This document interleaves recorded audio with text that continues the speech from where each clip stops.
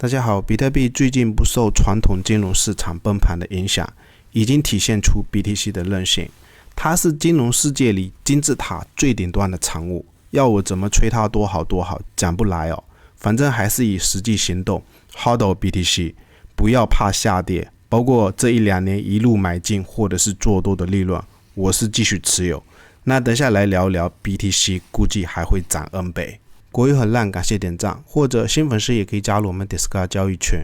另外，如果你正在考虑交易加密货币，我个人是选择使用 OKX 交易所，它是全球最大的加密货币交易所之一，而且业界公认客户资产储备是最高的。视频下方有我的 OKX 邀请注册链接。我们先来看一下比特币周线的这张图表，为什么我认为比特币还会涨 N 倍哦？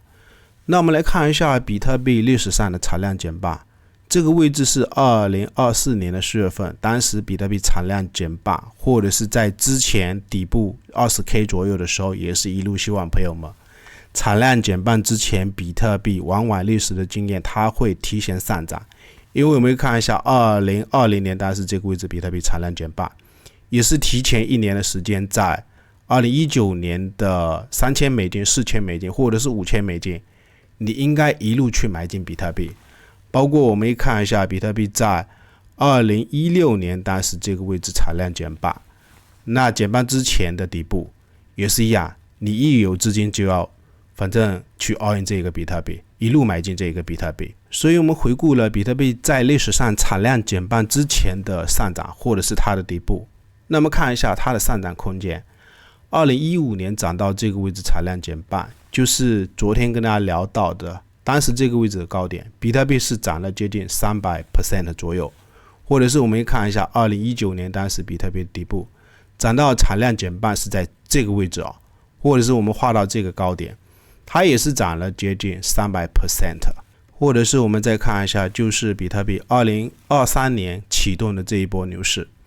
涨到前面的这个高点，或者是涨到 74K 的高点，可以看一下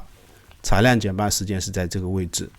然后它涨到 74K 的高点，也就是涨了 300% 的左右。所以我们回顾了比特币历史上减半之前的牛市，那我们来看一下为什么我认为比特币还会涨 N 倍哦。2020年当时这个位置，昨天有提到的一条趋势线，也就是2018年的这个高点到2019年的这个高点，或者是这个高点后面突破以后它回撤，产量减半之后的这种爆发走势才是后面的大利润重点啊！从这个位置你去目测一下到 69K 的高点，它是再涨了 600%。 或者是可以看一下2016年当时比特币这个位置突破完以后，昨天提到的就是这一条趋势线，它只要过的情况下，你要找机会有压回来的低点，全部都是买点。因为比特币后面的利润，这种疯狂的牛市才是你人生一辈子可能都遇不到1-2次的这种利润。所以我们观察了历史上比特币在产量减半之后的这种疯狂的上涨，2017年是涨了接近20倍，或者是2021年是涨了5倍到6倍。那我们来看一下，就是为什么一直坚定比特币的牛市没有结束，包括最近全球的传统金融市场那样子崩盘，比特币的韧性是非常非常的硬哦。那我们可以看一下，如果我们从这个位置开始计算 50K 左右吧，到这一个10万美金，最多比特币也不过涨了 100% 左右，回撤了接近 30%。 我的观点是相信这下方的一个区间，你如果参考历史的经验，下方是非常非常的硬哦，下去估计有一大堆的资金可能要进来去抄底这个比特币，估计主力也不一定会让它下去。所以我的观点是这个位置尽量我们观察时间吧，如果下周一比特币还不跌，后面有可能只要时间到位，有没有可能在今年的6月份比特币会不会继续爆发上涨 N 倍。